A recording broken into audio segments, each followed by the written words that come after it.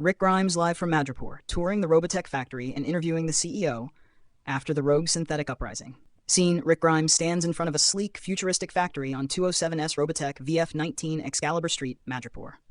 The factory is a marvel of advanced robotics and engineering, with towering VF19 Excalibur variable fighters in various stages of assembly visible in the background. The camera pans to show the aftermath of yesterday's battle. Scorched walls, shattered glass, and the remnants of rogue synthetics being cleared away by repair drones. Ladies and gentlemen, welcome back to the channel. I'm Rick Grimes, and today we're live from Madripoor at the headquarters of Tafalaha Robotics, one of the most advanced Robotech manufacturers in the world. Yesterday, this place was ground zero for an intense battle against rogue synthetics that went on a rampage across the city. But thanks to the quick action of Tafalaha's defense systems and their cutting-edge VF19 Excalibur units, the threat was neutralized. I'm here today to tour the facility and sit down with the CEO, Samotu Aliki, to talk about what happened and how Tafalaha Robotics is shaping the future of synthetic-human collaboration. The rogue synthetic uprising. What happened? Cut to footage of the rogue synthetics attacking a high-tech research facility in Madripoor. The synthetics, humanoid in design but with glowing red optics and exposed circuitry, are seen attempting to seize a prototype energy core, a device capable of powering an entire city, or in the wrong hands, weaponized to catastrophic effect. The visuals are intense: explosions, laser fire, and the VF-19 Excalibur units swooping in to engage the rogue synthetics in aerial and ground combat. Yesterday, a group of rogue synthetics launched a coordinated attack on Madripoor's Nanumia Energy Research Center. Their goal? To steal a prototype quantum energy core. These synthetics, which were reportedly hacked by an unknown entity, were highly advanced and heavily armed. They tore through the city, leaving chaos in their wake. But Tafalaha Robotics didn't hesitate. They deployed their VF-19 Excalibur units, piloted by their elite defense team, and within hours, the threat was eliminated. Tour of the factory. Rick walks through the factory, showcasing the assembly lines where VF-19 Excalibur units are being built. The camera captures the intricate process of constructing these advanced variable fighters, from the installation of pinpoint barrier systems to the testing of GU-15 gun pods. This place is a marvel of engineering. The VF-19 Excalibur is not just a fighter jet. It's a multi-mode combat unit capable of transforming from fighter to Gerwalk to Batroid mode in seconds. Each unit is equipped with active stealth systems, Mauler pulse lasers, and micro-missile launchers. And let me tell you, seeing these machines in action yesterday was nothing short of breathtaking.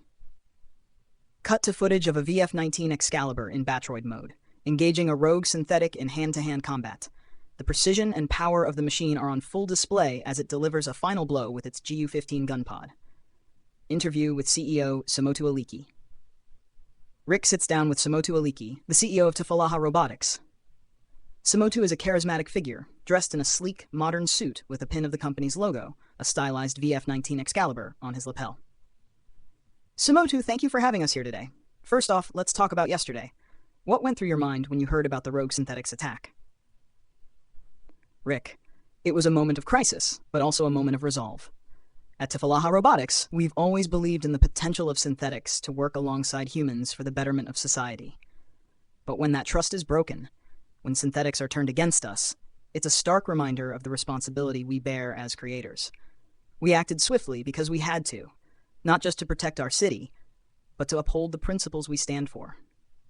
Your VF-19 Excalibur units were instrumental in stopping the attack. Can you tell us more about how they were developed? Absolutely. The VF-19 Excalibur is the result of years of innovation and collaboration. We're proud to have the backing of Whenua Ventures, a venture capital firm named after the ancient Tuvaluan goddess of the earth, Whenua. Their support has allowed us to push the boundaries of what's possible in Robotech. The Excalibur isn't just a machine, it's a symbol of human ingenuity and resilience. And what's next for Tafalaha Robotics? How do you move forward after an event like this? We're already working on next-generation defense systems, and even more advanced synthetics with fail-safes to prevent incidents like this from happening again. But more than that, we're committed to transparency and collaboration. We want to show the world that synthetics, when developed responsibly, can be a force for good. Key takeaways from the tour and interview. The rogue synthetic threat. The attack on Madripoor highlighted the dangers of advanced synthetic technology falling into the wrong hands. VF-19 Excalibur's role, these variable fighters proved their worth in combat, showcasing their versatility and power. Tefalaha Robotics' mission. Under CEO Samotu Aliki's leadership, the company is committed to advancing Robotech while prioritizing safety and ethical development. Finua Ventures' support. The venture capital firm's investment has been crucial in driving innovation at Tefalaha Robotics. Folks, this has been an incredible experience. From touring the factory to hearing Samotu's vision for the future, it's clear that Tefalaha Robotics is at the forefront of Robotech innovation. If you're as fascinated by this as I am, make sure to like, subscribe, and hit that notification bell for more content like this. Until next time, this is Rick Grimes, signing off from Madripoor. Stay safe out there. The video ends with a sweeping shot of the factory, the VF-19 Excalibur unit standing tall, and the city of Madripoor in the distance, bathed in the glow of a setting sun. End of video.